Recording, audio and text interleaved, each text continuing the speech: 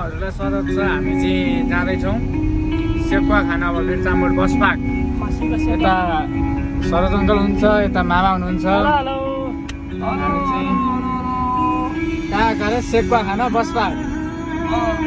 यहाँ बस पार्कमा आइसक्यो। यहाँ ठ्याक्कै बस पार्क छ। यहाँले ठ्याक्कै लोकेसनमा आएको छौँ। यहाँ अब हामी चाहिँ यहाँ गाडीबाट उत्रिँदैछौँ। यहाँले अब हामी चाहिँ लोकेसन यहाँ ल निक्ल्यो यता ठ्याक्कै लोकेसन कहाँ अरे सर दाजु भनिदिनु त। बस पार्क नाम भनिदिनु आउनुलाई सेकुवा खानालाई चट्ट यहाँ बोल्दै हुन्छ यहाँले चट्ट। यो सेकुवा नमस्कार नमस्कार हो। यहाँ आउनु होला हजुरहरू पनि सेकुवा खानालाई बस पार्कमा।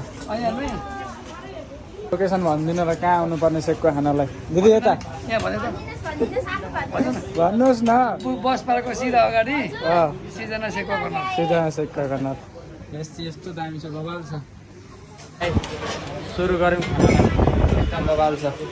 ल नाइस आउनु ल हजुर पनि यहाँ खानालाई। By by.